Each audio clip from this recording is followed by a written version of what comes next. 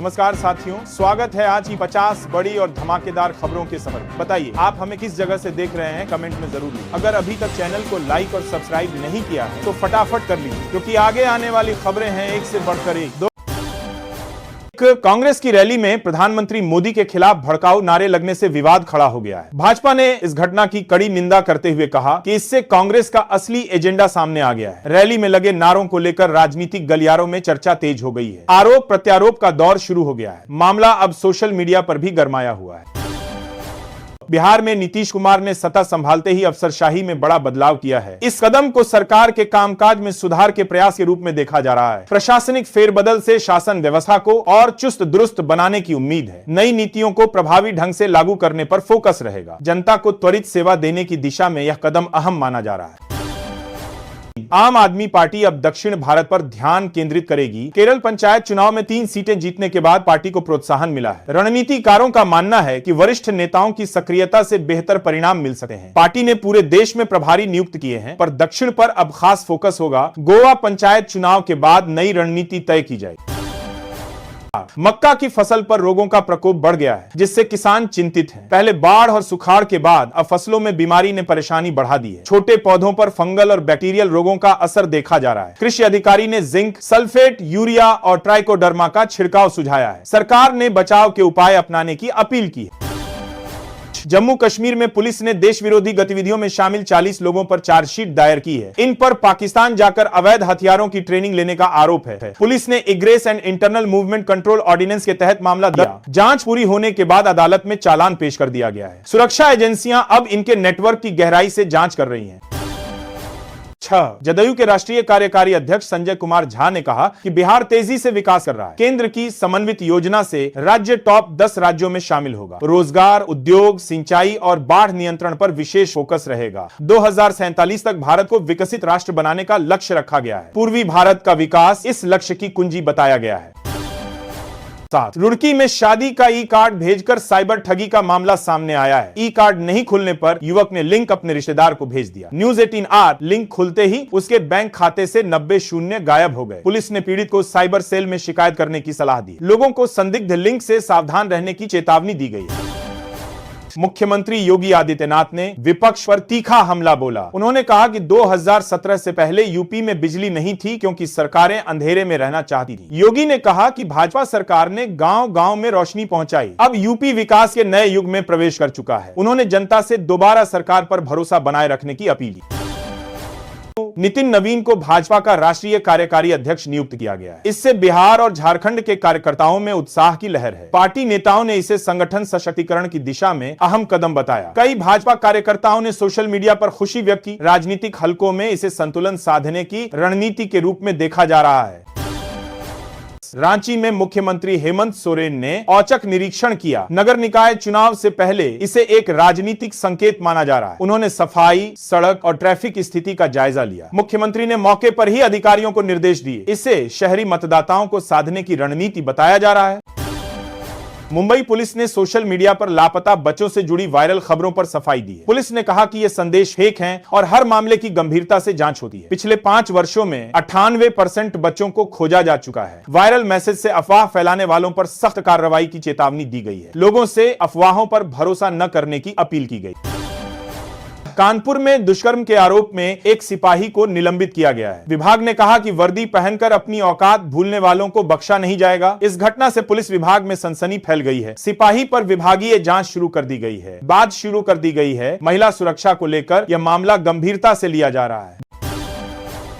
लखनऊ में मुख्यमंत्री योगी आदित्यनाथ ने भाजपा अध्यक्ष पंकज चौधरी को बधाई दी। उन्होंने कहा कि यह जिम्मेदारी एक अनुभवी कार्यकर्ता को मिली है। योगी ने संगठन और सरकार के तालमेल पर जोर दिया। उन्होंने बूथ स्तर पर पार्टी को मजबूत करने की बात कही। दातर इसकी क्रिया करेंगे पर्दा से पार्टी को 2 मतदाता सूची को अपडेट करने के निर्देश भी दिए गए।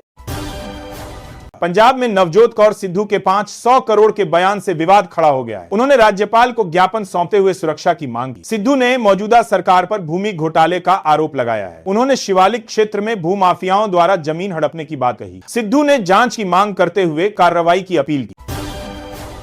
मध्य प्रदेश के मंत्री विजय शाह का एक वीडियो वायरल हुआ है। वीडियो में वे अधिकारियों को लाडली बहनों को कार्यक्रम में लाने का आदेश दे रहे हैं। उन्होंने कहा कि अगर महिलाएं नहीं आई तो आधार लिंक की जांच की जाए। बैठक में कई अधिकारी अनुपस्थित थे, जिस पर मंत्री ने नाराजगी जताई। मामले पर विपक्ष ने मंत्री के बयान की निंदा की है। मुजफ्फरपुर में युवती से दुष्कर्म के प्रयास का मामला सामने आया है। रात में घर लौट रही युवती के मकान में बदमाश जबरन घुस गए। उन्होंने युवती को धक्का देकर अंदर प्रवेश किया। चीख सुनकर आसपास के लोग मौके पर पहुंचे तो आरोपी भाग निकले। पुलिस ने मामला दर्ज कर जांच शुरू कर दी है। हाथरस में मौसम के बदलते रुख से गेहूं और आलू की फसल प्रभावित हो रही है। तापमान बढ़ने से पैदावार घटने की आशंका है। किसानों को फसलों में नमी बनाए रखने के लिए सिंचाई की सलाह दी गई है। रबी की फसल के लिए सर्दी आवश्यक बताई गई है। मौसम विभाग ने अगले कुछ दिनों तक सतर्क रहने को कहा है। हरियाणा के मुख्यमंत्री नायब सिंह सैनी बजट घोषणाओं की समीक्षा कर रहे हैं। विपक्षी सवालों के जवाब के लिए विभागों की रिपोर्ट तैयार हो रही है। लाडो लक्ष्मी योजना को समय पर पूरा करने के निर्देश दिए गए। शिक्षा विभाग की 6 घोषणाएं पूरी हो चुकी हैं, जबकि बाकी पर काम जारी है। मुख्यमंत्री ने अधिकारियों को समय पर परिणाम लाने को कहा। इस साल के अंत में रोडवेज कर्मचारियों की छुट्टियों से बस सेवाएं प्रभावित हैं। जींद से वाया सोनीपत होकर दिल्ली जाने वाली सेवा बंद हो गई है। लोकल रूट जैसे भिवानी और रोहतक पर संचालन बाधित है। कर्मचारियों की अनुपस्थिति से यात्रियों को परेशानी हो रही है। प्रशासन ने सेवाएं सामान्य करने के निर्देश दिए हैं। शहरी खर्च के मामले में नोएडा देश में सबसे आगे है। यहाँ प्रति व्यक्ति औसतन मासिक खर्च 9,700 बताया गया। वहीं ग्रामीण इलाकों में श्रावस्ती जिले का खर्च सबसे ज्यादा 462 है। यह रिपोर्ट राष्ट्रीय सांख्यिकी कार्यालय की सर्वे रिपोर्ट पर आधारित है। इससे शहरी और ग्रामीण जीवन शैली के बीच बड़ा अंतर सामने आया है। उत्तराखंड सरकार ने प्रवासी नागरिकों के लिए राशन कार्ड ई-केवाईसी आसान की है। अब उन्हें प्रक्रिया के लिए गांव लौटने की जरूरत नहीं होगी। नई सुविधा के तहत वे कहीं से भी ई-केवाईसी कर सकेंगे। इससे one nation one ration card योजना को बल मिलेगा। खाद्य सुरक्षा को और मजबूत बनाने का यह बड़ा कदम है। तिरुवनंतपुरम में बीजेपी ने अप्रत्याशित जीत दर्ज की है। शशि थरूर के गढ़ में बीजेपी की यह सफलता कांग्रेस के लिए झटका मानी जा रही है। थरूर हाल के दिनों में पीएम मोदी की प्रशंसा को लेकर चर्चा में थे। कांग्रेस बैठकों से उनकी गैरहाजिरी ने सवाल खड़े किए थे। बीजेपी अब इस जीत को दक्षिण भारत में विस्तार की नींव मान रही है। शाहजहांपुर में 303 गांवों के किसान सिंचाई संकट से जूझ रहे हैं। शारदा नहर खंड की नहरों में पानी न आने से गेहूं की फसल पर असर पड़ रहा है। किसानों को इंजन किराए पर लेकर सिंचाई करनी पड़ रही है। नहर विभाग ने जल्द पानी छोड़े जाने का आश्वासन दिया है, लेकिन किसान अब भी राहत का इंतजार कर रहे हैं।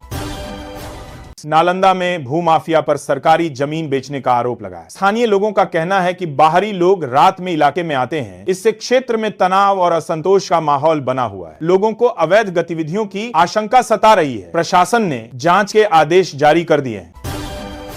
महाराष्ट्र के सतारा में मुंबई क्राइम ब्रांच ने ड्रग फैक्ट्री का भंडाफोड़ किया है। यहां से 10 किलो से ज्यादा एमडी ड्रग्स बरामद किए गए। 3 आरोपियों को मौके से हिरासत में लिया गया है। जांच में सामने आया कि आरोपी ठाणे के होटल से खाना मंगवाते थे। विपक्ष ने इस मामले में राजनीतिक संबंधों की जांच की मांग की है। देहरादून नगर निगम ने शहर की निगरानी के लिए ड्रोन का इस्तेमाल शुरू किया है। सार्वजनिक स्थलों पर कूड़ा फेंकने वालों पर सख्त कार्रवाई हो रही है। ड्रोन से मिली फुटेज के आधार पर चालान किए जा रहे हैं। कुछ लोगों को कारण बताओ नोटिस भी जारी किया गया है। निगम ने नागरिकों से स्वच्छता नियमों का पालन करने की अपील की है। चंडीगढ़ की अदालत ने 8 साल की बच्ची से दुष्कर्म के मामले में युवक को दोषी पाया है। दोषी ने पुलिस को गुमराह करने की कोशिश की, लेकिन डीएनए रिपोर्ट ने उसकी सच्चाई उजागर कर दी। वह बच्ची का पड़ोसी था और उसे बहाने से घर बुलाया था। अदालत आज दोषी को सजा सुनाएगी। गोपालगंज जिले की 2 पंचायतों को सबसे स्वच्छ घोषित किया गया है। इन पंचायतों को स्वच्छ भारत मिशन के तहत सम्मान मिलेगा। मुखिया को उत्कृष्ट कार्य के लिए पुरस्कृत किया जाएगा। इस पहल का उद्देश्य ग्रामीण क्षेत्रों में स्वच्छता के प्रति जागरूकता बढ़ाना है। लोगों से खुले में शौच न करने की अपील की गई है। गोरखपुर में स्व केदारनाथ सिंह की प्रतिमा विवाद अब खत्म हो गया है। भूमि उपलब्ध कराने वाले उद्यमी के सहयोग से समाधान हुआ। नई प्रतिमा पुरानी जगह से 50 मीटर दूर स्थापित की गई है। उनकी 13वीं पुण्यतिथि पर श्रद्धांजलि सभा आयोजित की गई। राजनीतिक और सामाजिक संगठनों ने कार्यक्रम में भाग लिया। महाराष्ट्र के पुणे से एक हैरान करने वाला मामला सामने आया है। एक छात्रा ने आरोप लगाया कि हॉस्टल में लौटने के बाद प्रेगनेंसी टेस्ट अनिवार्य कराया जाता है। महिला आयोग ने इस आरोप को गंभीरता से लेते हुए जांच के आदेश दिए हैं। छात्राओं का कहना है कि नेगेटिव रिपोर्ट के बिना प्रवेश नहीं दिया जाता। आरोप सही पाए जाने पर अधिकारियों पर सख्त कार्रवाई की बात कही गई है। उत्तर भारत घने कोहरे की चादर में लिपटा हुआ है। दिल्ली से लेकर बिहार तक तापमान में तेज गिरावट दर्ज की गई है। आईएमडी ने शीतलहर और घने कोहरे को लेकर अलर्ट जारी किया है। कम दृश्यता के कारण सड़क और रेल यातायात प्रभावित हुआ है। लोगों को सतर्क रहने और सावधानी बरतने की सलाह दी गई है।